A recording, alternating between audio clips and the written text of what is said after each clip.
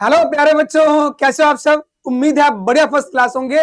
अगर first class नहीं है तो आज फर्स्ट क्लास कर देंगे आपको ये वाला चैप्टर पढ़ा के। कौन सा बोलिए? ग्रेविटेशन। ये one of the important chapter है। थोड़ी डिफिकल्टी आती है चूंकि फिजिक्स का चैप्टर है और मैथमेटिकल पार्ट होता है बच्चों। तो आज अब जब चैप्टर करेंगे आप तो उसके बाद आप ये नहीं कहेंगे चैप्टर डिफिकल्ट है। तो आइए जी शुरू करते हैं। देखिए ग्रेविटेशन जो कॉन्सेप्ट है बेटा, ये कॉन्सेप्ट क्या बोलता है? चलिए, ये कहता है कि अगर दो ऑब्जेक्ट है मान लीजिए, तो ये दो ऑब्जेक्ट आपस में एक दूसरे पे ये फोर्स लगा रहे हैं। आई बात समझ में? क्या बोला था न्यूटन ने थर्ड लॉ में? थर्ड लॉ में कहा था कि every object applies equal and opposite force. वहां तो बात खत्म हो गई।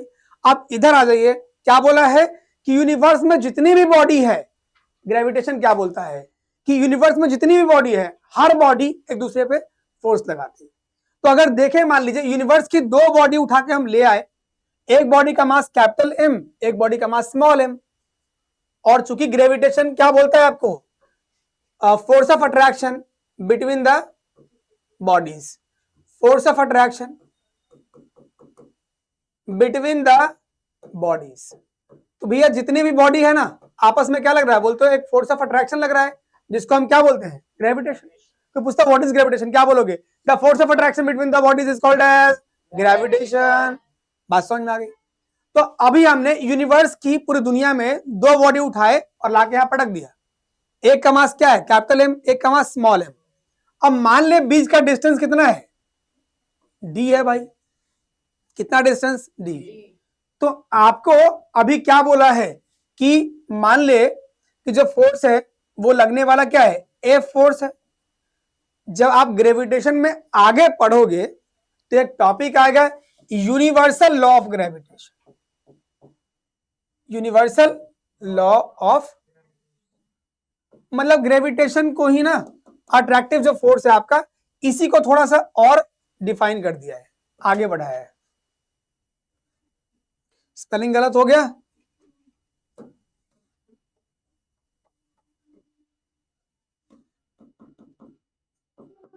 चलिए बेटा, तो यूनिवर्सल लॉ ऑफ ग्रेविटेशन क्या बोलता है? ग्रेविटेशन को थोड़ा सा और अच्छा बनाते हैं।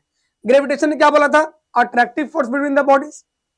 ये थोड़ा सा क्या कह रहा है? बहुत अच्छे से डिफाइन कर रहा है। कैसे बोलता है कि यूनिवर्स में जितने बॉडी हैं सब एक दूसरे को अट्रैक्ट करते हैं। तो बात लिख दीजिए, एवरी बॉडी, थोड़ा छोटा कर लेता हूं, every body in the universe attracts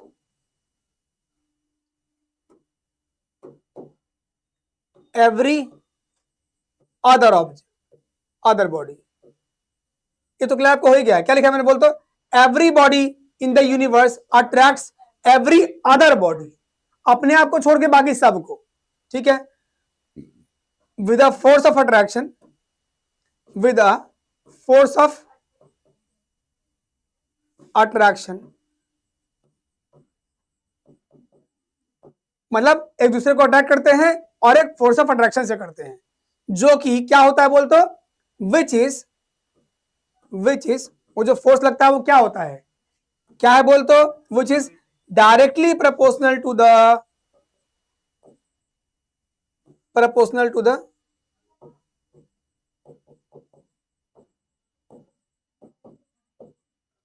product of masses.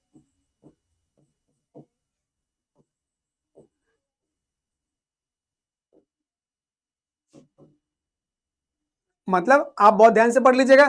देखो यहां तो क्या है? थ्योरी है। ओके, यहां से बात काम की है, बहुत ध्यान समझना। क्या बोला है बोल तो? जो फोर्स ऑफ अट्रैक्शन अप्लाई होता है उसके बारे में बताया आगे कि भाई दो बॉडी है, यूनिवर्स में जितनी बॉडी है सबने अट्रैक्ट किया एक दूसरे को। तो अट्रैक्ट किस फोर्स से किया उसको आगे यहां से बताया है, विच इज से। यहां देखो, तो फोर्स जो है वो क्या है बोल तो? Directly proportional to the product of masses. ठीक है, ध्यान रखना, ये बहुत इंपॉर्टेंट लाइन है यहां से। ओके, एंड बोलो इनवर्सली प्रोपोर्शनल टू द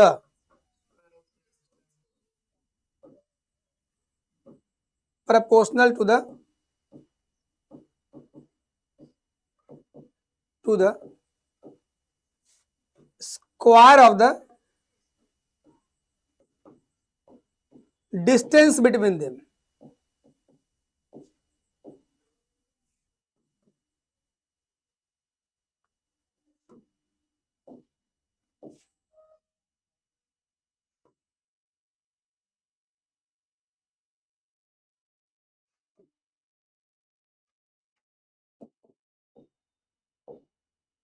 ठीक है बेटा। तो अगली लाइन क्या बोलता है हमसे, ये कहता है हमसे यहां से कि जो अट्रैक्टिव फोर्स क्या बोलते हैं, डायरेक्टली वाली बात तो हो गई। अब क्या बोलता है, inversely proportional to the square of the distance between them, ये वाली बात। और जो फोर्स लगता है उसका डायरेक्शन क्या होता है बोल तो, direction of force is the direction of force is along the line joining the centers.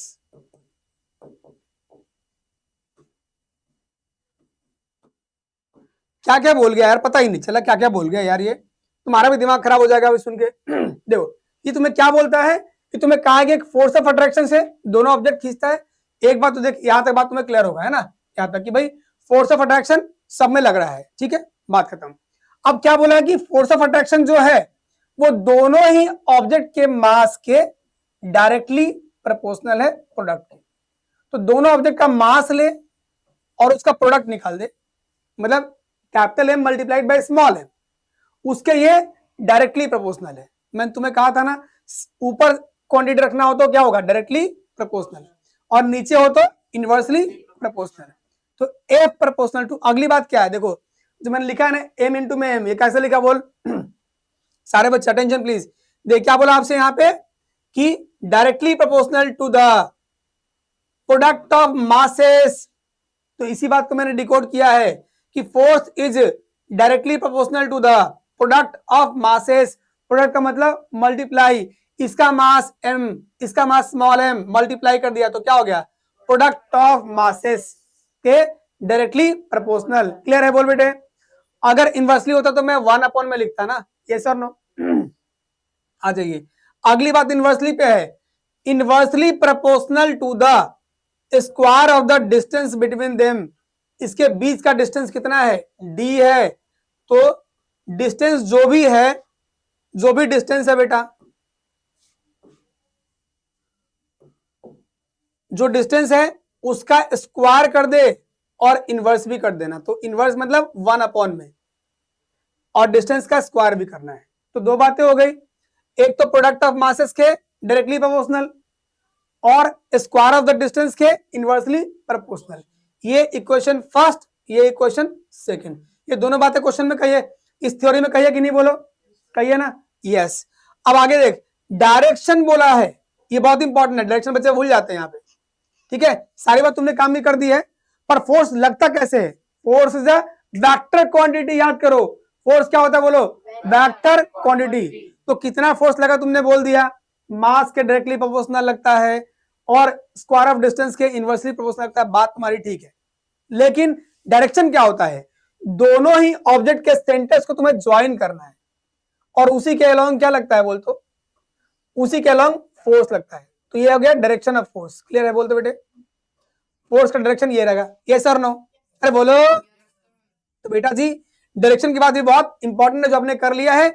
In equation को मर्ज करेंगे तो क्या बनेगा, एफ प्रोपोर्शनल टू, देखिए ध्यान से, ये हो क्या रहा है, इन दोनों इक्वेशन को इकट्ठा लिखो, मतलब कहने का कि भाई एफ प्रोपोर्शनल टू, ये ऊपर है ना तो लिख दे एम मल्टीप्लाई स्मॉल एम, और ये नीचे है तो लिख दे नीचे डी स्क्वायर। ये बात समझ में आई, इन दोनों इक्वेशन से मैंने ये बनाया। तो from equation 1 and 2, from equation 1 and 2 से मैंने किया है। ये बात समझ में नहीं आई क्या बोलो, अरे आई नहीं आई, चलो बेटा। अब प्रोपोर्शनलिटी साइन को याद करो, क्या सिखाया था, प्रोपोर्शनलिटी साइन को इक्वल टू में बदलने वक्त किसी कांस्टेंट से मल्टीप्लाई करते हैं तो के नहीं, इस बार जी आएगा। क्या आएगा बोल तो, कोई भी लेटर रख सकते हैं, कोई दिक्कत तो नहीं, हमने जी रखा है यहाँ पे, तो कोई परेशानी आपको नहीं होनी चाहिए। तो G capital G, M M upon में डी स्क्वायर। तो मेरे भाई ये बात समझ में आई? और मेरे भाई ये बात समझ में आई? नहीं आई? राइमिंग बन गया, देख ले। अब तुम्हें समझ में आ जाना चाहिए। अगर नहीं आया तो मैं तुम्हें और बता देता हूं ढंग तरीके से कुछ और भी। चलो ठीक है, नेक्स्ट पन्ने में पहले आओ। ठीक है, देखो यहां देखो क्या सीखा तुमने? एफ इज इक्वल टू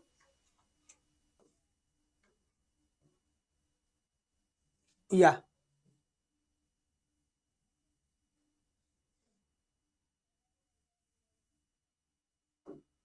चलिए बेटे, अभी क्या सीखा था? एफ इज इक्वल टू, बोल, capital G M M upon में डी स्क्वायर। ये कहां से आया है बोलो? यूनिवर्सल लॉ ऑफ ग्रेविटेशन से, by universal law of gravitation से। कुछ याद पीछे पुराना है फोर्स वाला, उसमें क्या पढ़ा था? F is equal to M A. ये कहां से आया बताओ? By Newton's first law, second law, second law. First law तो होता है लॉ ऑफ इनर्शिया, यस और नो? चलिए जी, तो एक बात तो ये हो गई और दूसरी बात ये हो गई। इन दोनों बातों को अच्छे तरीके से दिल में बिठा लो, क्योंकि इसकी बहुत जरूरत तुम्हें क्वेश्चन में पड़ेगी। ठीक है बेटा जी, तो यहां पर इसे थोड़ा परिचय करना है आपको। यहां पे कैपिटल जी क्या होता है बोल तो?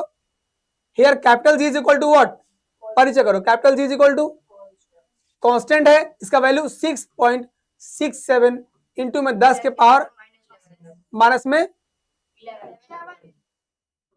11। अब यूनिट क्या है बोलते बेटे? यूनिट देखो, Newton metre square per kg square. ये कैसे आया है मैं भी तुम्हें सिखा दूंगा, ठीक है? और फिक्स वैल्यू याद कर लोगे बोलो? ये दोनों क्या है? एम और M, mass of object. M and small M, mass of both the object, both the, दोनों वस्तुओं का मास हो गया भैया। ठीक है, अब डी क्या है बोलो बेटे? डी क्या है रे? डी क्या है बोलो? डिस्टेंस बिटवीन द ऑब्जेक्ट, या जिसके बीच में तुम फोर्स पढ़ रहे हो उसके बीच का डिस्टेंस। तो यह D is distance between the object.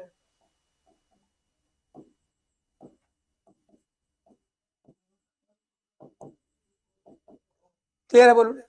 बात समझ में आ गई? चलिए बेटा, तो पहले वाले फॉर्मूले से परिचय हो गया है, सेकेंड वाले से परिचय तो ऑलरेडी है। फिर भी एफ क्या होता है? फोर्स। एम क्या होता है? मास। ए क्या होता है? एक्सेलरेशन। ये बात क्लियर है? अच्छा, दोनों इक्वेशन की सहायता ली जाए, मतलब दोनों तो फोर्स का ही है, ठीक है? तो अगर सहायता ली जाए तो क्या हो सकता है? देखो क्या बनेगा बोलते बेटे? फ्रॉम इक्वेशन, अच्छा नीचे कर देता हूं, देख थोड़ा छोटा कर देता हूं, करा देता हूं।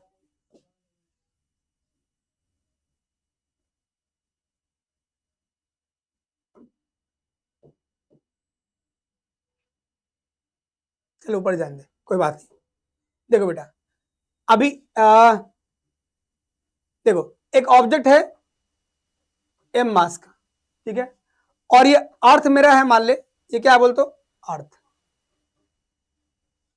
तो अर्थ का मास कैपिटल एम, क्लियर? और मैंने क्या किया? ये ऑब्जेक्ट नीचे गिर रहा है, फॉल डाउन हो रहा है, तो फ्रीली फॉल है, मैंने कुछ नहीं किया, ऐसे छोड़ दिया उसको, ठीक है? क्या बोलते हो? फ्री फॉल, ये सर। तो फ्री फॉल हो रहा है ऑब्जेक्ट, इसका मास स्मॉल एम है, तो इस पे बोल फोर्स कितना लगेगा? F is equal to M A, ठीक है? अब चूंकि ये फ्रीली फॉल है, ग्रेविटेशन के कारण नीचे जा रहा है ये, तो ए को क्या बोलोगे? स्मॉल जी, स्मॉल जी, तो एम जी बनने वाला है। Here G is what? Acceleration due to gravity. Earth के खींचने के कारण ये एक्सेलरेशन क्रिएट हुआ है, स्मॉल जी। क्लियर है? तो ए को मैंने जी से, ए एक्सेलरेशन होता है, तो नॉर्मली हर जगह ए को ए रखते हैं, ओके?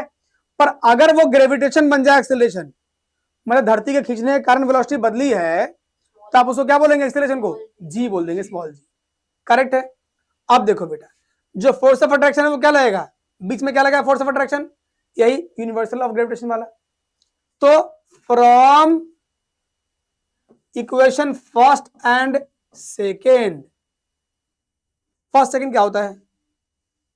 इसको कर तो दिया मैंने फर्स्ट सेकेंड, ओके डन, ठीक है। तो फर्स्ट में क्या था? कैपिटल जी, बोल, कैपिटल एम, एम अपॉन में डी स्क्वायर, डी ए बीच का डिस्टेंस है, ओके जी।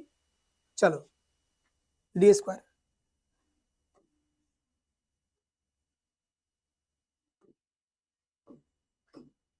इधर क्या है बोल तो?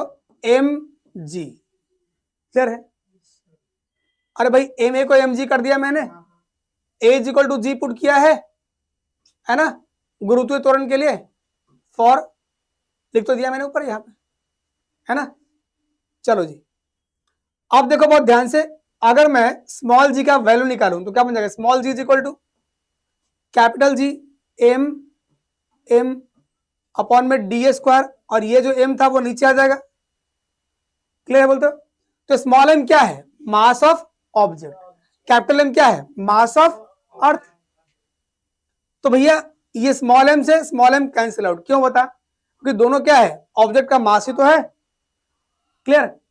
तो बेटा जी स्मॉल जी का फॉर्मूला क्या बना बोल तो? Small G is equal to capital G M upon में डी स्क्वायर। बात समझ में आई क्या? अरे बोलो, तो ये कैसे निकला है? फ्री फॉल से। क्या बोलते हैं इसको? Free fall. आपने ऐसे छोड़ दिया ऑब्जेक्ट को, तो वहां पे दो फोर्स देख लिया, एक तो यूनिवर्सल ऑफ ग्रेविटेशन के कारण जो फोर्स लगा है वो देख लिया, और न्यूटन सेकेंड लॉ के कारण लगा है ऑब्जेक्टिव फोर्स, वो देख लिया। दोनों इक्वेट कर दिया सॉल्व करके, small G is equal to capital G M upon में डी स्क्वायर। क्लियर है बेटा? चलिए जी, अब हम लोग इसको पढ़ते हैं पीडीएफ के थ्रू, फिर देखते हैं क्या होता है। दिक्कत है कि समझा देंगे आपको। तो डेरिवेशन है जो आपको आना चाहिए, अगर आपको आएगा तो ही चैप्टर आसान लगेगा बेटा। कितनों का करे जो हैंड प्लीज? सबने कर लिया कॉपी में? चलो जी,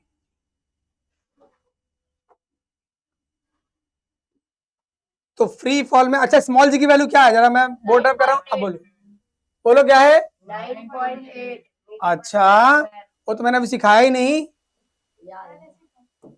पहले से पता है, बहुत बढ़िया। आ जाइए, तो यूनिवर्सल ऑफ ग्रेविटेशन को इसलिए फिर से दोबारा एक्सप्लेन किया है, ध्यान दे लो एक बार। देखो, तो ये किसने दिया था बोल बेटे? सर आइजक न्यूटन ने दिया था, ये भी 1687 में। और क्या बोला बोलते? एक ऑब्जेक्ट का मास एम ए है, इसका मास m2 है। मैंने क्या सिखाया था आपको बोल? कैपिटल एम स्मॉल एम लेके सिखाया था, उससे कोई दिक्कत नहीं है। आ जाओ जी, कर लोगे बोलते बेटे? तो ऐसे किया है, लेट एक ऑब्जेक्ट का मास m1 है, एक का मास m2 है, बीच का डिस्टेंस d है, लिख दिया है। कोई समस्या नहीं। डायग्राम बनाना मोस्ट इंपॉर्टेंट है। ये क्वेश्चन क्या आएगा बोल तो? Derive, define universal of gravitation and find the formula mathematically. तो आपको ये दिखाना पड़ेगा, पहले लिखना पड़ेगा नियम क्या है इसका, फिर इसको डायग्राम बना के और ये काम करना होगा। कर लोगे? चलिए जी, कैपिटल जी का वैल्यू अभी सिखाया था बेटा आपको, क्या होता है बोलो? सारे बच्चे बताएंगे। 10 के पावर माइनस 11 न्यूटन मीटर। अब बेटा मैंने कहा था कैपिटल जी का यूनिट क्या होता है पता लगाना सिखाऊंगा, ठीक है? तो पता लगा सकते हो क्या? कैसे बोल? एफ का फॉर्मूला क्या होता है? Capital G M, M upon में डी एस को।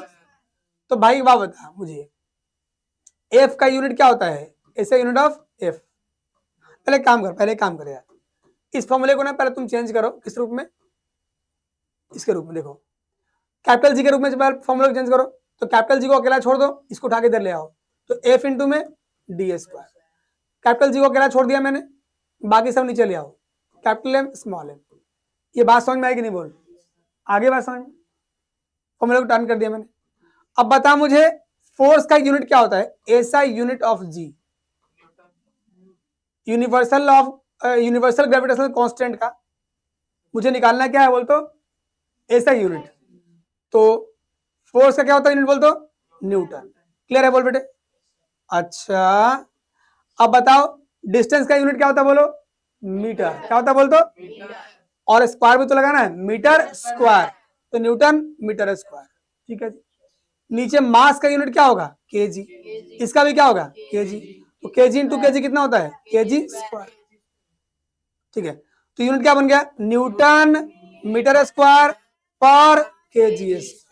इसको स्क्वायर को जब ऊपर ले जाओगे तो माइनस में भी लिख सकते हो, Newton metre square per kg square को माइनस लगा के स्क्वायर लगा। क्लियर है बोल बेटा, ठीक है जी। तो इस तरीके से करते हैं। अच्छा, एक बढ़िया क्वेश्चन मेरे दिमाग में आ गया, डिफरेंस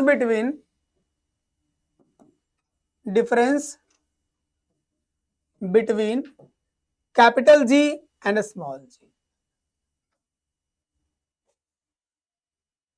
अरे बोलो, इस सवाल का जवाब दे पाओगे क्या, वैल्यू अलग अलग है, ओके, और कुछ, चलिए हम परिचय कराए थे आपका ढंग से, पर आप खुद भी बता पाएंगे, ठीक है। चलिए थोड़ा परिचय हो जाए इससे, तब बढ़िया रहेगा। एक स्लाइड में इंसर्ट कर रहा हूं अपनी तरफ से, ठीक है। देखो बेटा जी, तुम्हें क्या बोला था मैंने, स्मॉल जी जो है बेटा तेरा, स्मॉल जी क्या होता है बोल तो, ये तुम्हारा एक्सेलरेशन ड्यू टू ग्रेविटी, मतलब अर्थ के खिंचाव के कारण एक एक्सेलरेशन क्रिएट हुआ, इसको क्या बोलते हैं, स्मॉल जी कहते हैं। ठीक है जी। कैपिटल जी क्या होता है बोल तो, यूनिवर्सल ग्रेविटेशनल कांस्टेंट, यस और नो। चलिए, तो बेसिक परिचय मैंने लिख दिया यहां पे। अब मैं डिफरेंस के लिए एक बॉक्स बनाता हूं, इधर लिखता हूं कैपिटल जी, इधर लिखता हूं स्मॉल। ठीक है जी, ठीक है जी। चलो जी, आ जाओ। पहला क्या हो गया, यही बात, कैपिटल जी क्या होता है बोल बेटे, यूनिवर्सल ग्रेविटेशनल कांस्टेंट। इधर क्या लिखोगे, एक्सेलरेशन ड्यू टू,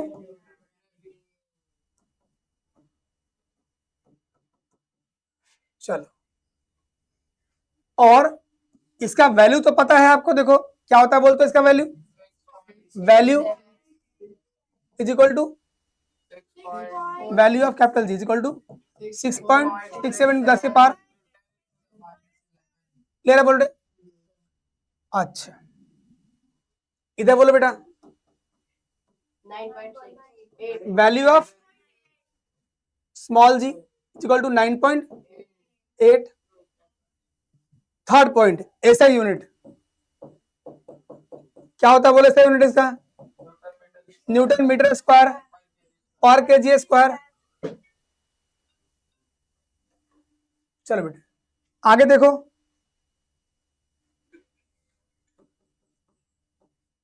वैल्यू जो एसआई यूनिट ना, SI unit is equal to newton, sorry, metre per second square. Clear, चलिए,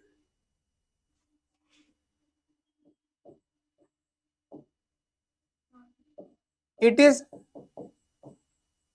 फिक्स्ड वैल्यू, जी का वैल्यू, देख नाम क्या है इसका, यूनिवर्सल ग्रेविटेशनल कांस्टेंट, पूरे यूनिवर्स में कहीं भी जाओ कांस्टेंट रहेगा, फिक्स रहेगा, ओके। तो इट इज फिक्स्ड वैल्यू, और ये क्या रहेगा, इट इज वेरिएबल। भाई अर्थ के रेस्पेक्ट में ये होता है,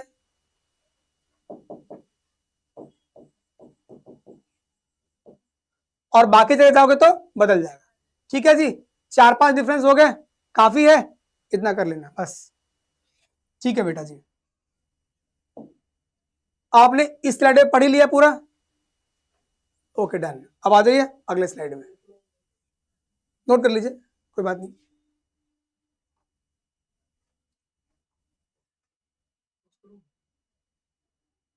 नहीं कोई बात।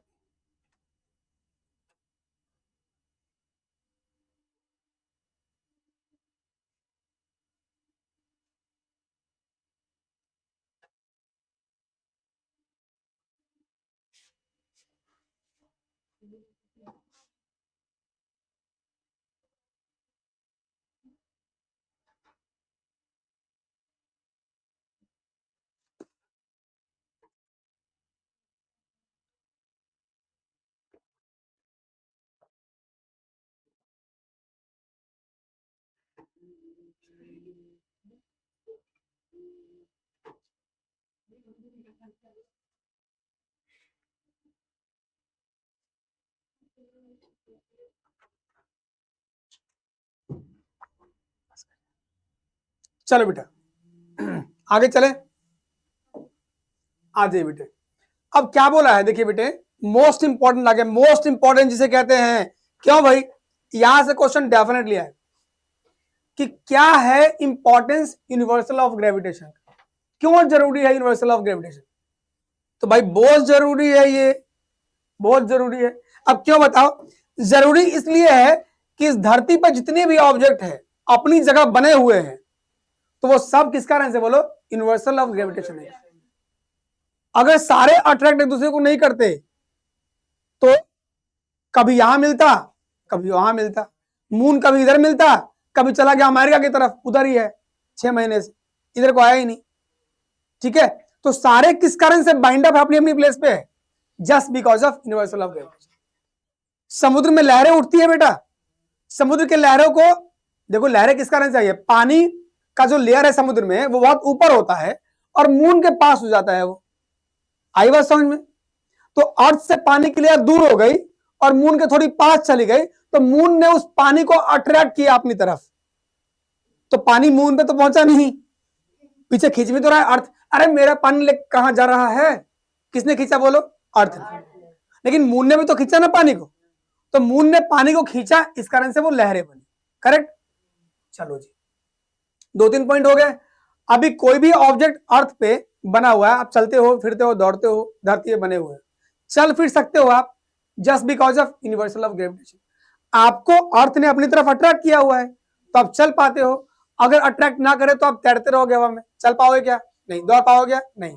तो ये कहीं ना कहीं आपको चलने में भी मदद करता है। देखो फर्स्ट पॉइंट क्या है, the force that binds us to the earth, ये वही फोर्स है यूनिवर्सल ऑफ ग्रेविटेशन जिस कारण से आप धरती पे बाइंड हो चुके हो और आप रुके हुए हो वहां के वहां। करेक्ट जी, आइए बेटे नेक्स्ट पॉइंट क्या बोलता है, the motion of moon around the earth, जितने प्लैनेट्स घूम रहे हैं एक दूसरे के चारों तरफ, वो किस कारण से, बोल, यूनिवर्सल ऑफ ग्रेविटेशन के कारण। तो अर्थ के चारों ओर मून घूम रहा है, वो भी इसी कारण घूमता है। The motion of earth around the sun, ये भी किस कारण से, यूनिवर्सल ऑफ ग्रेविटेशन के कारण। The tides due to the moon in sea, समुद्र में जो मतलब आया है, लहरें आई है, वो किस कारण से, इसी कारण है। फ्री फॉल मैं आपको पढ़ा चुका हूं बेटे, फ्री फॉल मैंने आपको पढ़ा दिया है। चलिए जी, तो फ्री फॉल में क्या फॉर्मूला बनेगा, ये हम लोग आगे चलते हैं, देखते हैं। देखिए बेटा जी,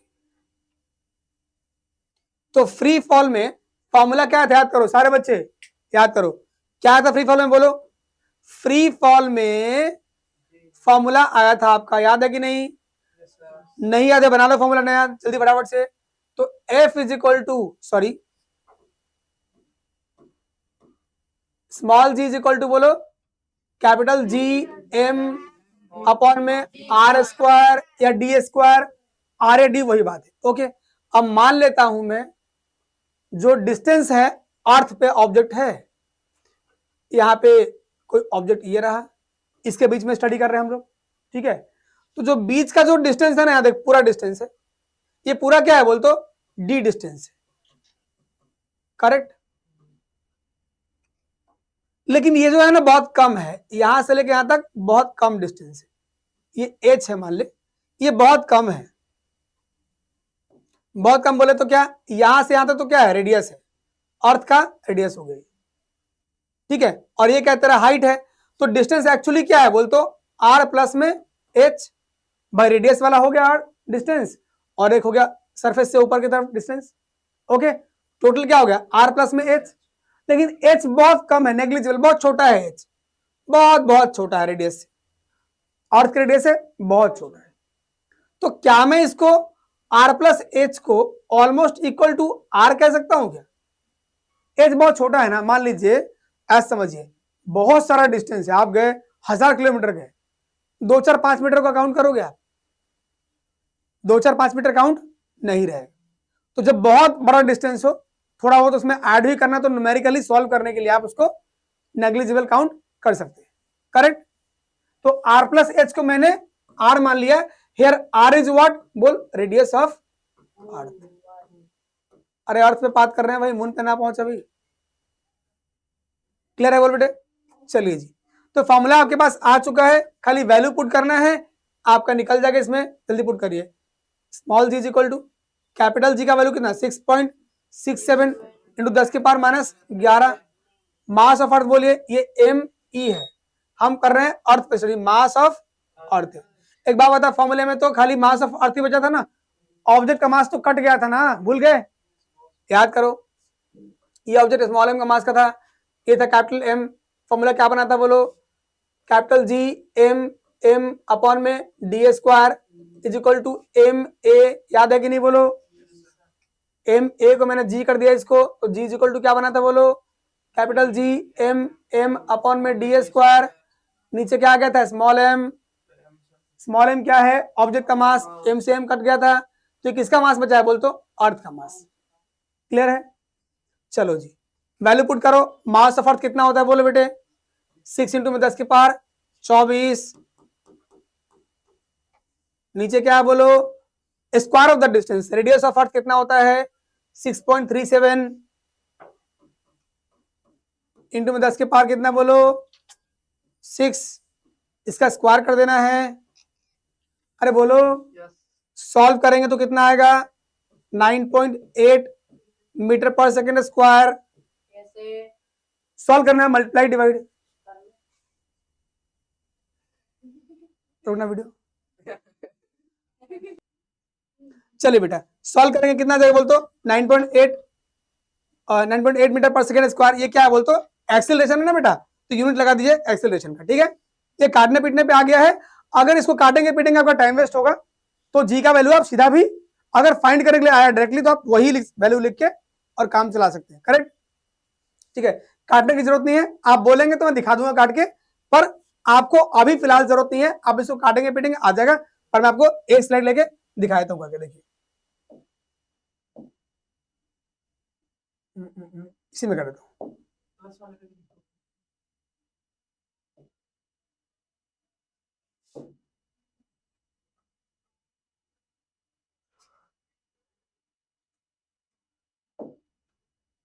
चलो आ जाओ बेटा, देखो क्या था बोले बोल दो 6.67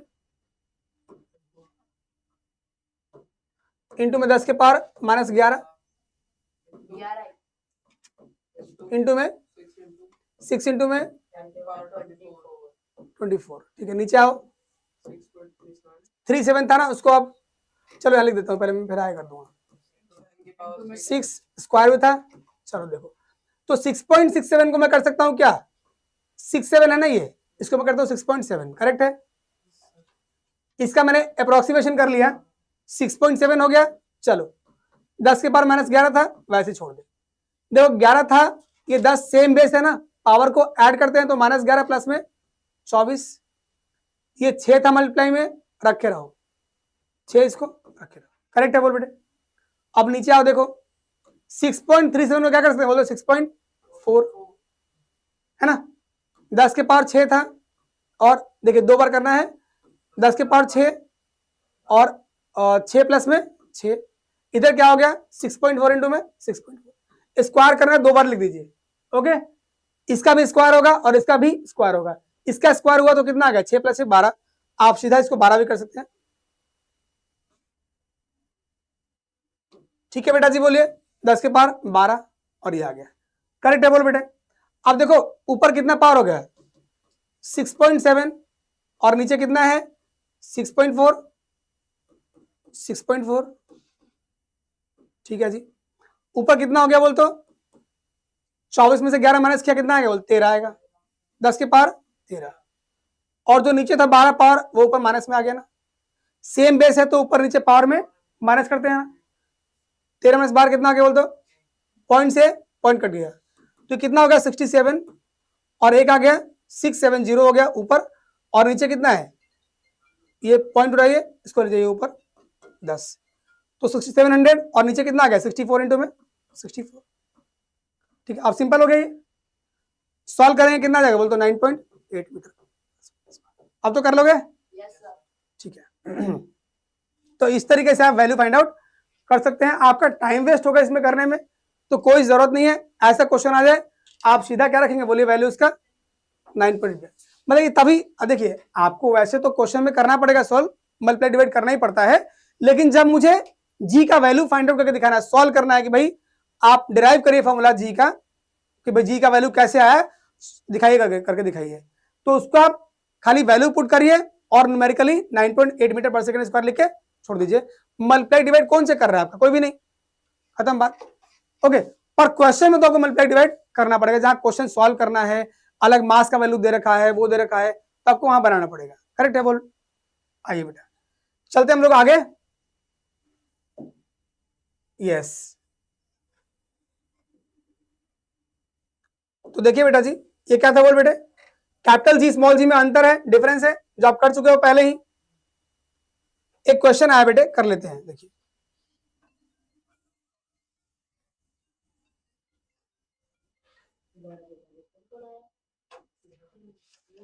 बोलो बोलो, ये बहुत फोन करते हैं यार ये।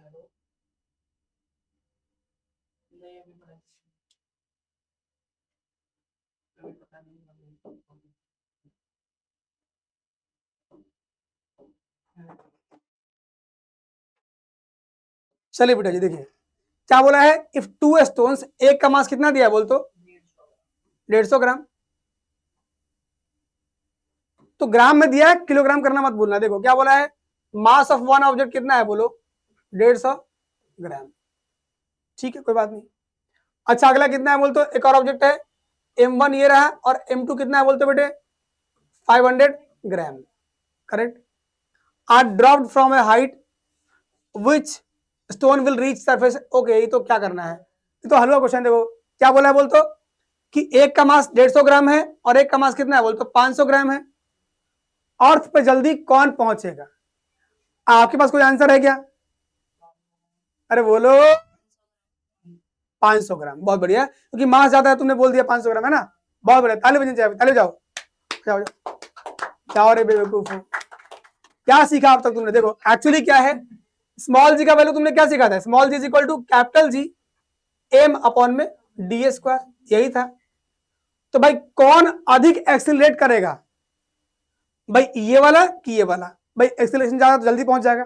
ओके, तो एक्सिलरेशन किस पे डिपेंड करता है, ऑब्जेक्ट का मास कहीं पे है क्या बोलो, अरे जी का वैल्यू एक्सिलरेशन जो तुम्हारा है इसमें कहीं मास ऑफ ऑब्जेक्ट है क्या फॉर्मूला, नहीं, वो तो कट गया था, तो ऑब्जेक्ट के मास पे डिपेंड करता ही नहीं है भाई, बात क्लियर है क्या, वो तो मास ऑफ अर्थ पे डिपेंड करता है ना, ये मास किसका है बोलो, अर्थ का मास है, तो कौन ऑब्जेक्ट पहले आएगा ये डिपेंड करता है अर्थ के मास पे, ऑब्जेक्ट कितना भारी हो कितना हल्का है कोई मैटर करता ही नहीं है, दोनों सेम टाइम पहुंचेंगे।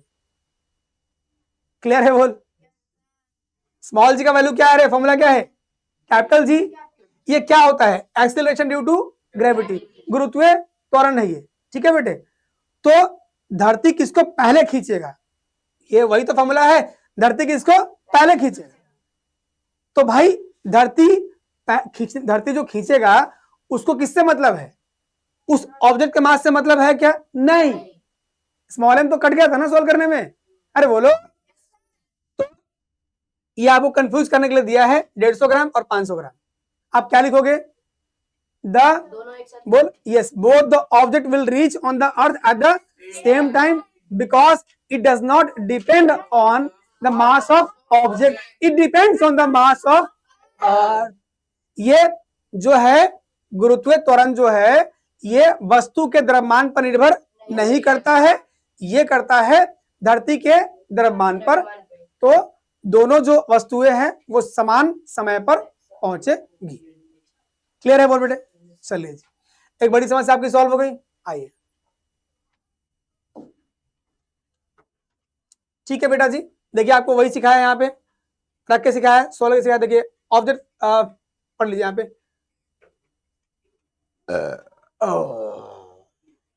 ओके लेट इट बी, पढ़ लीजिए आप, पढ़िए तो बेटा, पढ़िए। एक्सीलरेशन ऑफ ऑब्जेक्ट, ओ थोड़ा जूम कर देता हूँ, आपको दिखाई नहीं देगा, मेरे तो आंख है बहुत बड़े बड़े। देखिए बेटे, पढ़िए क्या बोल बेटे। So acceleration of an object falling freely towards the earth depends on the mass of earth and the height of object. ये तो डिपेंड करता है किस पे, हाइट ऑफ ऑब्जेक्ट पे और अर्थ के मास पर, ठीक है कोई बात नहीं। So the stone of mass this and this will reach the earth surface together, दोनों एक साथ पहुंचेगा, कर लोगे? चलो बेटा अब आ जाओ बेटा, देखो क्या है इक्वेशन ऑफ मोशन, तुमने 3 पढ़ा था ना, क्या पढ़ा था बोल तो? एक पढ़ा था v बराबर u plus A T, correct है बोल बेटे? इसको मॉडिफाई करो, देखो जब ऑब्जेक्ट फ्रीली फॉल है, ये ऑब्जेक्ट फ्रीली फॉल है अर्थ पे, तो नीचे की तरफ जा रहा है।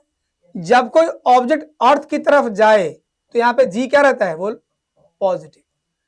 एक्सीलरेशन ड्यू टू ग्रेविटी क्या होगा? पॉजिटिव। अर्थ के ऊपर जाए, उसके उल्टे डायरेक्शन में जाए तो g का वैल्यू नेगेटिव जाएगा। तो यहाँ पे क्या बनेगा बोल तो v is equal to u plus में जी टी, ठीक है बेटा?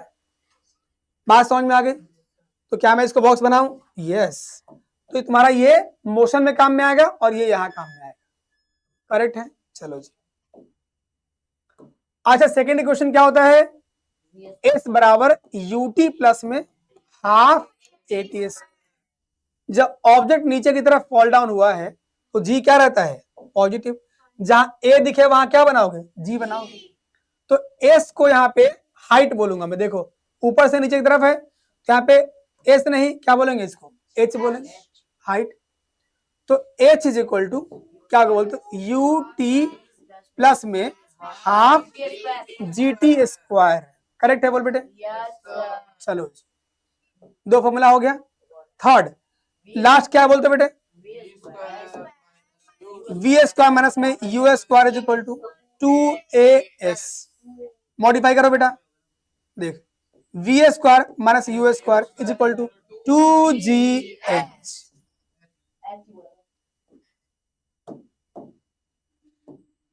ठीक है बेटा जी, बोलो। चलो जी, ये आपको तीनों क्वेश्चन मैंने मॉडिफाई कर दिया है, आप बता सकते हैं। आ जाइए बेटा, अब चलेंगे क्वेश्चन में। आए क्वेश्चन मिलेगा तो आपसे जरूर बनेगा, ट्राई करना है, बनेगा आपसे।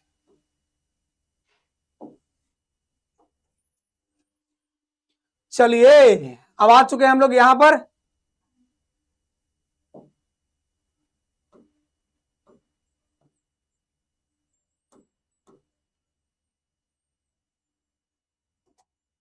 वेट एंड मास, इन दोनों में डिफरेंस पढ़ना है। देखिए तो वेट हम किसको बोलते हैं? मान ले कोई बेटा ऑब्जेक्ट है, ये एम मास की बॉडी को मैंने इस पे रख दिया, ठीक है?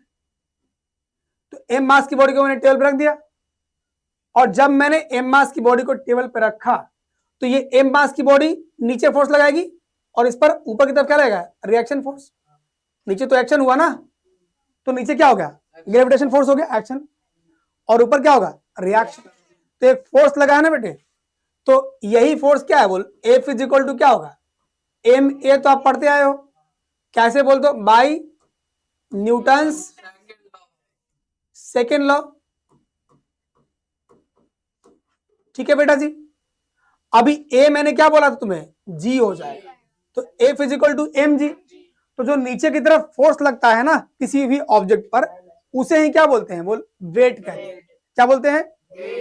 चलिए, तो फोर्स क्या हो गया यहाँ पे? वेट बन जाएगा, क्योंकि weight is the force applied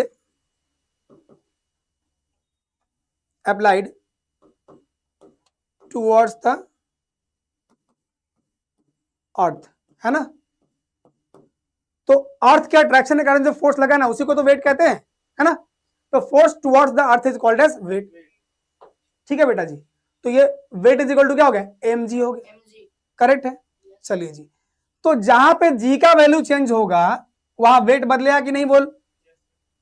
अरे भाई कहां ध्यान है तुम्हारा, क्या बोला था, अर्थ पे कितना वैल्यू है जी का, बोल तो 9.8 मीटर पर सेकेंड स्क्वायर।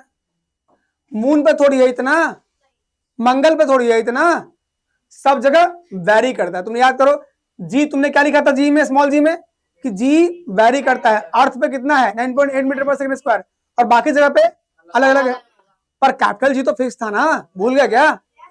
चलिए बेटा, तो बेटा जी असल में क्या है कि जी का वैल्यू वैरी करता है, तो वेट भी क्या होगा, वैरी करेगा। एक ऑब्जेक्ट का जो वेट है धरती पे वो कुछ और होगा, मून पे कुछ और, बाकी जगह कुछ और, क्योंकि वेट किस पे डिपेंड कर रहा है, स्मॉल जी पर। तो वेट हमेशा चेंज होता रहेगा, ठीक है। आप बदलेंगे प्लेनेट, प्लेस बदलेंगे, जी का वैल्यू बदलेगा, और जी का वैल्यू बदला तो वेट बदल जाएगा, पर मास हमेशा फिक्स रहता है। तो मास ऑब्जेक्ट का नेचर होता है, इनर्शिया और मास दोनों क्या है, ऑब्जेक्ट का नेचर, ठीक है जी। और नेचर कभी बदलता नहीं है, वो नहीं कहते नेचर और सिग्नेचर कभी बदलता नहीं है। तो बेटा स्मॉल एम जो मास है वो ऑब्जेक्ट का मास है, वो कभी चेंज नहीं होगा, उसका नेचर है मटेरियल नेचर। आ जाइए, तो बेटा जी ये डिफरेंस वाला टेबल है, कर लें क्या, आ जाइए। क्या बोला है टेबल में, पढ़िए ध्यान से। फर्स्ट पॉइंट क्या है बोलिए, we can measure the mass of an object by inertia. क्या बोला था मैंने, मास डिपेंड्स ऑन इनर्शिया, ठीक है, या इनर्शिया डिपेंड्स ऑन मास, ठीक है। तो लिखता है कि मास को पता लगाने के लिए आप इनर्शिया पता लगा लीजिए। अधिक मास अधिक इनर्शिया, इनर्शिया क्या होता है बोलो, tendency to resist the change, बदलाव का विरोध करने का नेचर क्या होता है, इनर्शिया। मैं ऐसे जा रहा हूं, मैं बदलना चाहता ही नहीं, तुम फोर्स लगाओगे तो मेरा डायरेक्शन बदलेगा, अदरवाइज नहीं बदलेगा। तो इनर्शिया क्या है, बदलाव करने का नेचर है, ओके। तो बदलाव करने का नेचर डिपेंड करता है बोल मास पर, मास अधिक इनर्शिया अधिक, इनर्शिया अधिक तो मास भी अधिक। बात समझ में आ रही है, किसी मोटी आंटी को धक्का देना मुश्किल काम है, और दूबली पतली आंटी को धक्का देना आसान काम, बोलो तो किधर बोलो क्या, इनर्शिया डिपेंड्स ऑन मास। आइए बेटे, वेट क्या है, मास इंटू एक्सेलरेशन, या W is equal to mg। बात समझ में आई, चलिए जी। Total quantity of matter content in an object is called as mass of an object. मतलब एक, मतलब मैटर जो है उसका पूरा जो है, पूरा आप कंटेनर में आप मेजर करें तो क्या निकलेगा, मास निकल जाएगा, मतलब पूरा मेजरमेंट जो है मास है। अब gravitational force by which earth attracts the object is called as weight of the object. मतलब जो जितना अट्रैक्टिव फोर्स लगा है नीचे की तरफ वही क्या होता है बोल तो वेट होता है, ठीक। पर आपको देखो एक बार क्या करना है, पहले डेफिनेशन कर देना। पहला क्या हो गया, डेफिनेशन। ये क्या होता है, मास क्या होता है, फिक्स क्वांटिटी। तो लिखा होगा देखो, mass is a fix quantity, नहीं लिखा क्या, नहीं लिखा, आप लिख देना। मास इज क्या होता है, फिक्स्ड, और ये क्या होता है, वेरिएबल, ठीक है। हाँ यस, वेट में क्या होता है वेक्टर, ये क्या होता है स्केलर। तो इसका वाला पढ़िए या अपना खुद का बना लीजिए। क्या देखिए, कैपिटल एम और डब्ल्यू। एम क्या बोलते हो, मास, ये है मास और ये है वेट, करेक्ट। देख पहला क्या हो गया, ये क्या होता है, एम क्या होता है, yes, M depends on inertia ना, डिपेंड्स ऑन इनर्शिया जी। और ये क्या बोलते हैं बेटे, W is equal to mg। Clear, पहला हो गया। दूसरा क्या हो गया, ये हो गया फिक्स्ड, क्योंकि मटेरियल नेचर होता है, ये नेचर पे डिपेंड करता है। और ये क्या होता है बोल तो वेरिएबल। अब भाई वेट है, जी पे डिपेंड कर रहा है, जी बदलेगा और वेट बदलेगा। थर्ड पॉइंट बोल, ऐसा यूनिट क्या होता है, मास का केजी होता है। इसका बोल क्या होगा,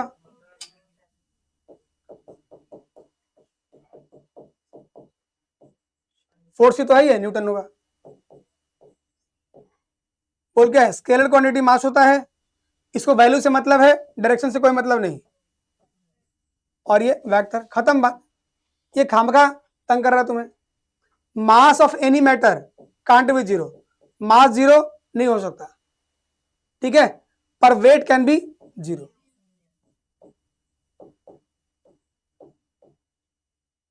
क्लियर है बोल बेटे? अगर जी है ही नहीं, ग्रेविटेशनल फोर्स मतलब जो जी है एक्सेलरेशन ड्यू टू ग्रेविटी, अगर मान ले जी इज इक्वल टू मैंने जीरो बोला, तुम क्या निकालोगे? Weight is equal to M G, तो भाई एम इंटू में क्या हो गया? जीरो, तो कितना है? जीरो ही तो आया, तो वेट कैन बी जीरो, लेकिन मास can not be zero.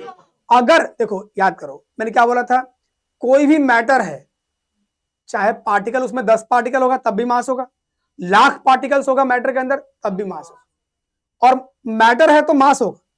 Matter को डिफाइन कैसे करते हो? मास से। Anything that have mass is called as matter. Mass समझ में आई बोल बेटे?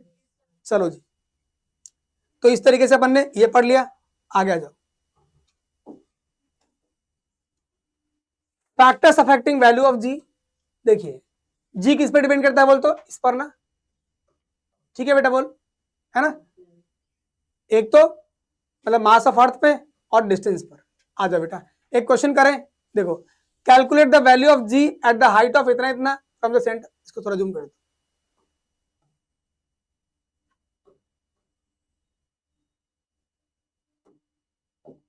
देखिए बेटे, वैल्यू ऑफ जी निकालना मुझे, हाइट कितना है बोलते बेटे? एच इक्वल टू 12,800 किलोमीटर, ठीक है। रेडियस कितना है बोलते बेटे? बोला कि calculate the value of G at a height of 12,800 kilometre from the centre of earth. Earth के सेंटर से मैनेज किया, मेजर किया इन्होंने, बहुत बढ़िया। Draw the it's interpretation. कोई बात नहीं, देखिए बात को समझो बहुत ध्यान से, देखो क्या बोला है, अर्थ ये रहा बेटा, ठीक है, और कोई ऑब्जेक्ट है ये रहा यहाँ पे, या फिर इस हाइट पे देखना है मुझे, तो यहाँ पे हाइट कितना दिया है बोल? तो 12,800 किलोमीटर। इसमें अर्थ का जो रेडियस है वो इंक्लूडेड है, ठीक है। चलो, और तो जी का फॉर्मूला क्या होता है बोलते? Small G is equal to capital G M upon में आर स्क्वायर, यही था बोलो, ठीक है। और वैसे देख क्या है बोल? तो आर ई कितना होता है? Radius of earth is 6400 kilometre. यहाँ पे क्या बोला है बोल? तो 12,800 किलोमीटर। तो बेटे बोलो नॉर्मली क्या है बोल? तो R E is equal to कितना होता है? 6400 किलोमीटर। क्लियर? और मुझे कितना दिया है? आर बोल, तो आर दिया है मुझे 12,800 किलोमीटर। इस बात का मतलब क्या हो गया? 2 इंटू में 6,400, तो ही तो होगा 12,800। बोलो, तो क्या मैं इसको आर ई कह सकता हूं? अरे बोलो, तो जो नया आपने लिया है रेडियस डिस्टेंस लिया है वो कितना लिया है? ट्वाइस ऑफ अर्थ के इसके लिया है। करेक्ट है बोल बेटे? तो अब जरा रिलेट कर दो बेटा, देखो एक बार स्मॉल जी कितना होता है? कैपिटल जी एम अपॉन में बोल क्या है? आर ई का स्क्वायर। अरे बोलो, मास ऑफ अर्थ ये रहा, कोई बात नहीं। और अब नया जी क्या मिलेगा बोल? तो कैपिटल जी मास ऑफ अर्थ, और ये क्या रहेगा बोल? तो 2r e का स्क्वायर। क्लियर है बोल बेटे? दोनों को कंपेयर कर दे, रेशियो निकाल दे, कंपेयर कर दे बेटा, तो g अपॉन में g dash is equal to कितना बनेगा? देखो इसको देख, capital G M E upon में आर ई का स्क्वायर, ये ऊपर ले जा, क्या बन जाएगा बोलते बेटे? 2 टू 4, 4r e का स्क्वायर, और नीचे आ गया कैपिटल जी एम ई। बात समझ में आई? बोलो सबको आ गई? क्या क्या बोल? रेशियो करने के लिए हमने जब इसको ऊपर ले गए तो क्वांटिटी उल्टा हो जाएगा ना, जी एम ई नीचे आ जाएगा, और 2 का स्क्वायर 4 हो गया, आदि का स्क्वायर, हाँ नेगेटिव नहीं बेटा, क्या नेगेटिव होगा? कि नीचे नीचे है ना, ऊपर जाएगा तो फिर आपका रेसिप्रोकल होता है। क्या होता है बोलते? रेसिप्रोकल। क्लियर? चलिए अब देखो, आदि का स्क्वायर खत्म हो गया, जी से जी खत्म, एम ई से एम ई खत्म, तो अल्टीमेटली तुम्हें क्या मिलने वाला है बोलते बेटे? स्मॉल जी अपॉन में capital G dash, sorry small G upon में G dash is equal to क्या हो गया बोल? तो बोल ये 4 तो रह गया ना, 4 अपॉन में 1, क्रॉस मल्टीप्लाई कर दे, तो small G is equal to कितना हो गया? 4 इंटू में जी डैश, या 4g डैश, कोई दिक्कत तो नहीं है। मतलब जो नया आपके पास g बनेगा उसको 4 से मल्टीप्लाई करेंगे तो ही ये बनेगा, या फिर g डैश निकालना है तो g को 4 से डिवाइड कर दो, 9.8 डिवाइडेड बाई 4 हो जाएगा। अरे बोलो, बात समझ में आ गया? ये इतना मीटर पर सेकेंड स्क्वायर होगा, करेक्ट है। तो इस तरीके से आपको इवेल्युएट करने बोला है कि कितना होगा, तो ये आप इस तरीके से सॉल्व कर लीजिए। क्लियर है बोल बेटे? चलो जी, देखो, the weight of an object is 1/6 of the wait of the moon. देखो, तो वेट ऑफ ऑब्जेक्ट, ये बात बड़े काम की है।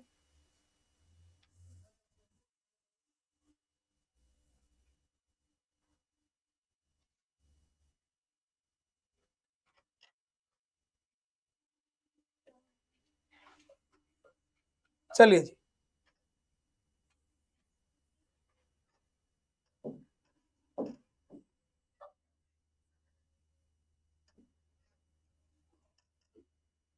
देखो ये मून वाला कैसे आया, देखो ऐसा है बेटे, क्या बोला है, the value of, okay okay, मतलब हाइट बढ़ाओगे तो जी का वैल्यू घटता है। क्यों भाई? जी डिपेंड किस पे करता है बोल तो? जी इज इक्वल टू क्या होता है बोल तो? कैपिटल जी एम अपॉन में डी स्क्वायर। तो भाई जी जो है वो इनवर्सली प्रोपोर्शनल किसके है बोल तो? डिस्टेंस। डिस्टेंस बढ़ाओगे जी का वैल्यू घटेगा। क्लियर है बोल रहे? तो अर्थ से जितनी दूरी पे जाओगे जी का वैल्यू घटता जाएगा। अब देखो, एक ऑब्जेक्ट है अर्थ पे, देखो अगर कोई ऑब्जेक्ट अर्थ पे है, एक ऑब्जेक्ट हमने अर्थ पे मेजर किया, ठीक है, फोर्स ऑफ अट्रैक्शन, और उसी का मेजर किया कहाँ बोल तो? मून पे, ठीक है। देखो क्या फर्क पड़ता है, अगर आपने ऑब्जेक्ट का फोर्स देखा अर्थ पर तो क्या हो जाएगा, F E is equal to capital G M E upon में स्मॉल एम अपॉन में आर ई का स्क्वायर। क्लियर है? यही चीज आपने मून पे देखा, F M is equal to capital G M moon के लिए, और ये mass of object, radius of moon रहेगा, स्क्वायर हो जाएगा। कोई दिक्कत तो नहीं? दोनों का आपने रेशियो निकाला, देखो आ जाओ नेक्स्ट स्लाइड में। देखो रेशियो निकाल दो बेटा, फटाफट से मालूम चल जाएगा तुम्हें। क्या बनेगा बोल? एफ ई अपॉन में F M is equal to बोल के तो क्या होगा, capital G M E small M upon में क्या, आर ई का स्क्वायर। ठीक है, अब जब ये क्वांटिटी ऊपर जाएगा तो रेसिप्रोकल होने वाला है, इसको ऊपर ले जाओ क्या हो जाएगा, रेसिप्रोकल। तो ये मल्टीप्लाइड बाई आर एम का स्क्वायर अपॉन में कैपिटल जी एम एम, ये एम क्या है बोल तो? मून दिखाता है, करेक्ट है। ये mass of object, mass of object cancel out, देख भाई कैपिटल जी से कैपिटल जी कैंसिल आउट। ठीक है जी, अभी कंपेयर होने वाला है क्या बोल तो? मास ऑफ अर्थ नीचे क्या रहेगा बोल तो? ऊपर रहेगा रेडियस ऑफ एम अपॉन में रेडियस ऑफ ये, इसका स्क्वायर लगा दिया इकट्ठा, और नीचे क्या रहेगा बोल? कुछ भी नहीं, ये मास ऑफ मून। समझ में बात बोल? क्या समझे? मास ऑफ अर्थ अपॉन में मास ऑफ मून, और रेडियस ऑफ मून अपॉन में रेडियस ऑफ अर्थ, इसका स्क्वायर होने वाला है। क्लियर? चलिए जी, अगर आपको यहां तक आ गया है तो आप आगे चलें, इसके आगे आ देखिए।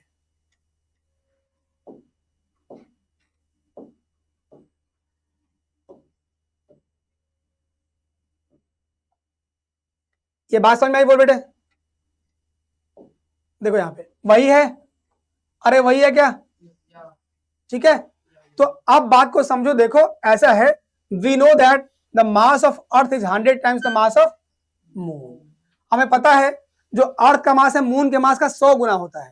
तो मतलब इस बात का मतलब क्या हो गया, mass of earth is equal to 100 into में मास ऑफ मून, है ना? इस बात को तुम पुट करो, देखो क्या है,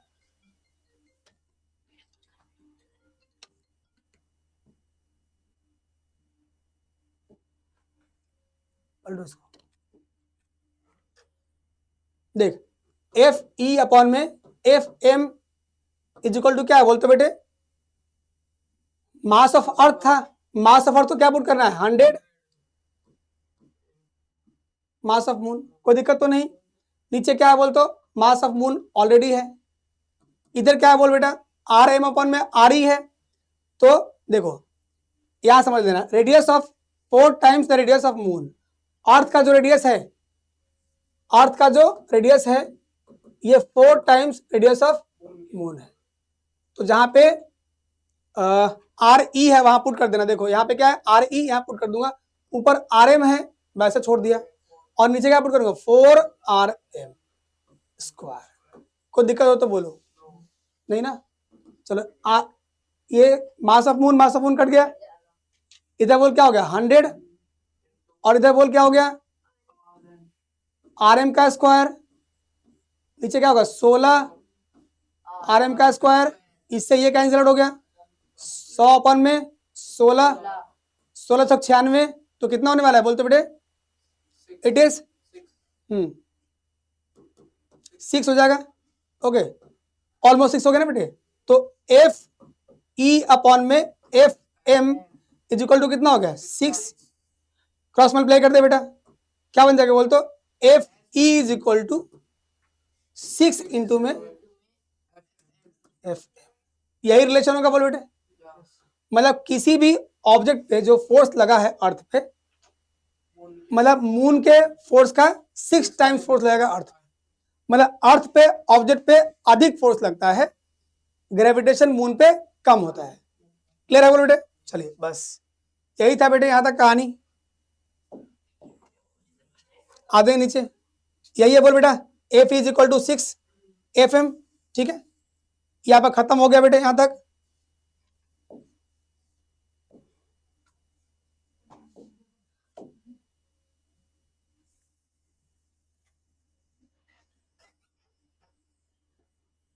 पॉज ले लो बेटा। तो बेटा जी देखो अब अगला टॉपिक क्या है बोल, थ्रस्ट एंड प्रेशर। क्या होता है थ्रस्ट और क्या होता है प्रेशर, बात को समझिए। देखिए प्रेशर पहले समझिए, प्रेशर क्या होता है। तो बेटा प्रेशर समझो, प्रेशर को जनरली कहते हैं फोर्स पर यूनिट एरिया, ऊपर फोर्स और नीचे एरिया। तो जरा डिफाइन करो, the force per unit area is called as pressure. सबको पता होगा ये बात, तो सबको आता है प्रेशर। चलिए बेटे देखिए, तो अब बात करें ऐसा यूनिट की ऑफ प्रेशर, क्या होगा बोल, ऊपर फोर्स है ना बेटा, तो फोर्स का ऐसा यूनिट होता है न्यूटन, और नीचे क्या होता है एरिया का मीटर स्क्वायर। तो न्यूटन मीटर स्क्वायर, न्यूटन पर मीटर स्क्वायर, इसी को बोलते हैं पास्कल। क्या बोलते हैं बोल तो पास्कल। रास्कल बोल रहा है कोई पीछे से, रास्कल नहीं पास्कल है। ठीक है चलो, तो न्यूटन पर मीटर स्क्वायर को क्या बोलते हैं पास्कल का, पीएस सिंबल होगा इसका। चलिए बेटा तो बात को समझे बहुत ध्यान से देखिए। अब आ गया नया टॉपिक थ्रस्ट। थ्रस्ट होता है, ये फोर्स ही है एक तरह का, thrust is a kind of force जो कि परपेंडिकुलर फोर्स है। परपेंडिकुलर फोर्स क्या होता है बोलते थ्रस्ट होता है। तो the perpendicular force, perpendicular force is called as thrust. तो अगर मान ले एक ऐसा फोर्स लगा है जो परपेंडिकुलर, जैसे कील ठोकते हैं हम लोग, तो कील कैसे ठोकते हैं बोल, सरफेस ये रहा आपका, ओके, इस पे रखा ऑब्जेक्ट ऐसे, ओके, और फिर आप कील ठोकते हो ना बेटा, ये सर नो कभी जाएगा ना वो। तो जब परपेंडिकुलर फोर्स लगे कहीं भी, तो उसको आप उसी फोर्स को थ्रस्ट कह सकते हो। थ्रस्ट कोई अलग से कुछ नहीं है, कोई डिफरेंस है, वो एक तरह का फोर्स ही होता है, करेक्ट। बस क्या है परपेंडिकुलर फोर्स, कुल ने सामान उठाया एग्जैक्टली, वो क्या है थ्रस्ट है बेटा। हाँ हाँ जी। अब मान लीजिए हम खड़े हैं ऐसे, या पानी में आप हो, तो पानी में आप हो और पानी आपको ऊपर की तरफ फोर्स लगाता है आपके ऊपर, है ना, इस कारण आप हल्का महसूस करते हो ना, हल्का महसूस करो। तो आप हल्का क्यों महसूस करो बोलो, बिकॉज ऑफ थ्रस्ट, आपको ऊपर की तरफ फोर्स लग रहा है, उसी को बोलते हैं बायोंसी। डोंट वरी, उसी को क्या बोलते हैं बायोंसी। तो आप thrust is called as buoyancy. Clear. प्रणोद कहते हैं बेटा, प्रणोद क्या होता है बोलते, जब वस्तु के सतह के लंबवत कोई बल लगता है तो उसे क्या बोलते हैं, लंबवत बल को क्या बोलते हैं प्रणोद। ठीक है बेटा। चलो प्रेशर को क्या बोलते हैं दाब, तो दाब था पढ़ लिया आपने। चलो बेटा ठीक है, अब चलते हैं अपन आगे। यह बेटा यस, चलिए तो अभी क्या है बोल तो the base of high building is made wider so that the weight of walls act over a large surface area and pressure is less. बात को बहुत ध्यान से समझो, जो फॉर्मूला क्या था बोल, pressure is equal to force per unit area, है कि नहीं? अरे बोलो, तो फोर्स पर यूनिट एरिया है बेटा, तो जहां कहीं भी प्रेशर कम करना होगा क्या करोगे बोलो? जहां कहीं, अरे बुद्धू फंस गया ना। प्रेशर इज इक्वल टू क्या था बोल तो फोर्स पर यूनिट एरिया। जब देख इनवर्सली प्रोपोर्शनल है ना, तो अगर तेरे को प्रेशर कम करना है तो भाई एरिया को बढ़ा दो, एरिया बढ़ेगा प्रेशर घटेगा। देख एक बात बता, बैग की जो डंडी होती है ना, वो बिल्कुल पतली होती है तार की तरह या मोटी होती है? टांगने वाला मोटी। क्यों बता? इससे क्या होता है? यस बोलो, एरिया बढ़ जाएगा। जी एग्जैक्टली, बात समझ में आई? तो स्कूल बैग की डंडी मोटी क्यों? दिखा दिखा दिखा दिखा दिखा सबको दिखाए तो देख। स्कूल बैग की डंडी मोटी क्यों है? दुकानदार ने क्यों इतना पैसा खर्च कर दिया? पतला सा रखता तार जैसा, मटेरियल भी बचता, मैन पावर भी बच जाता। तो इतना मोटा इसलिए रखा है क्योंकि एरिया इंक्रीजेस प्रेशर डिक्रीजेस। चलिए, तो प्रेशर आप पे घटाना है बढ़ाना है? घटाना ही है ना, चलो इसलिए तो सारे जो है तुम्हें ऐसे ही है, समझने वाली बात है सारी, ठीक है जी। चाकू देखो, चाकू चाकू चाकू जो नाइफ है उसका एज बहुत शार्प रखते हैं, बहुत शार्प रखते हैं। क्यों बता? आपको चाहते हो आप कि भाई कम फोर्स लगा के प्रेशर लग जाए, तो आपको प्रेशर बढ़ाना है तो एरिया को कम करना पड़ेगा। क्लियर?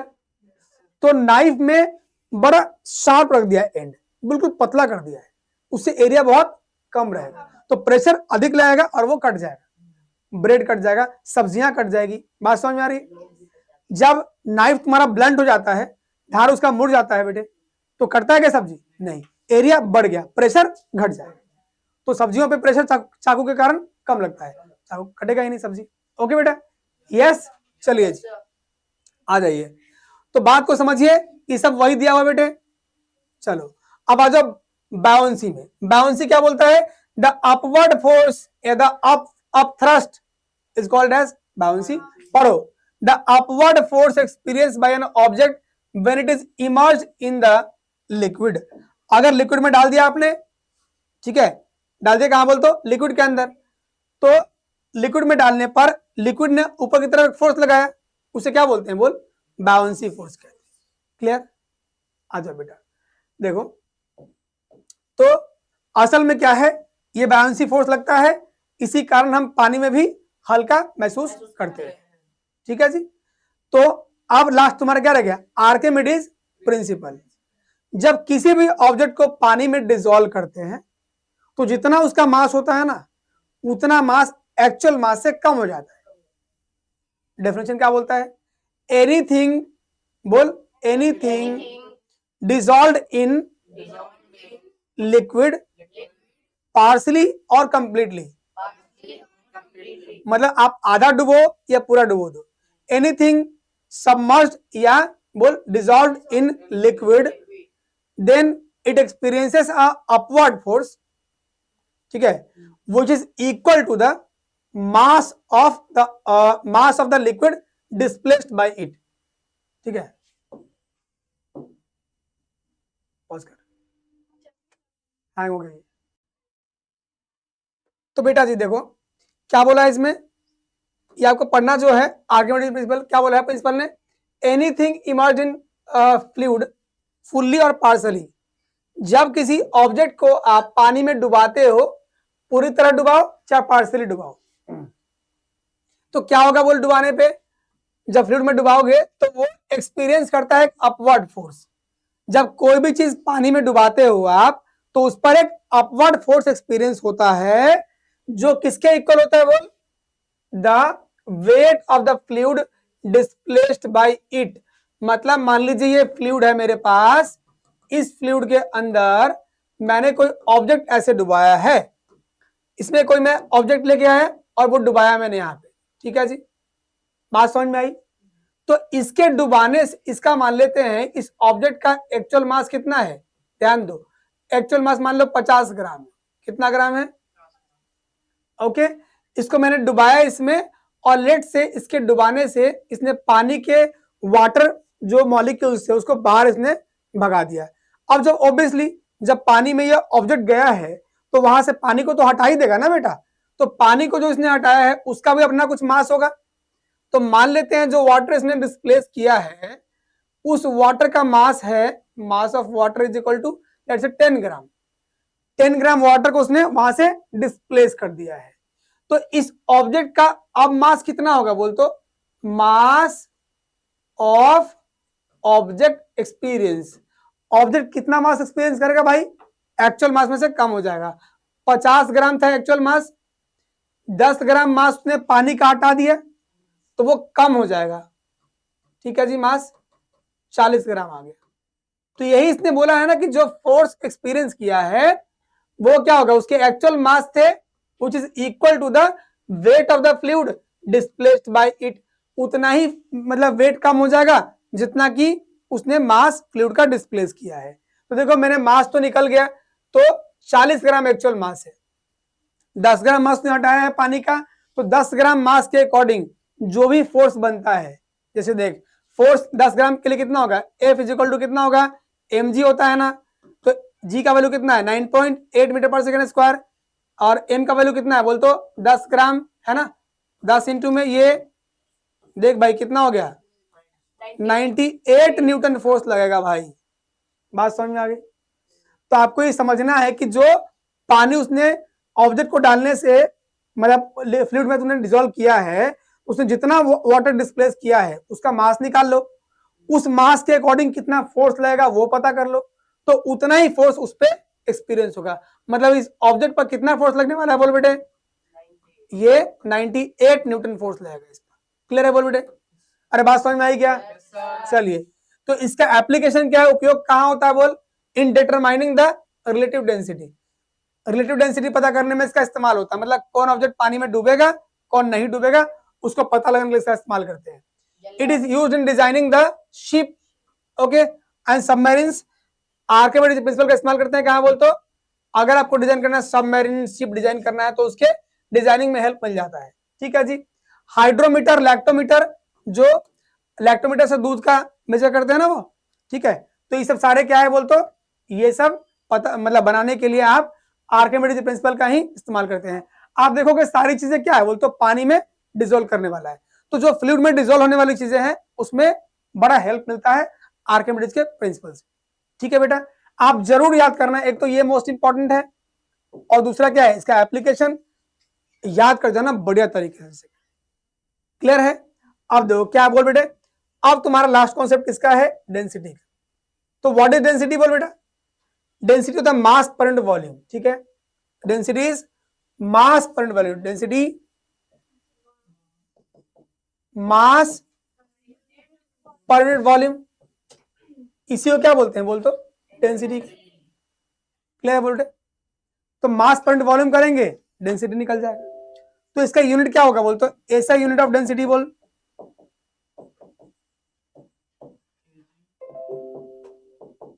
मास का यूनिट क्या होता है केजी, और वॉल्यूम का क्या होता है बोल तो पर मीटर क्यूब।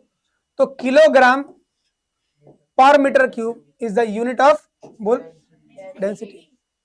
क्लियर? चलिए बेटा जी, ये आपका हो गया। अब है आपका रिलेटिव डेंसिटी आरडी।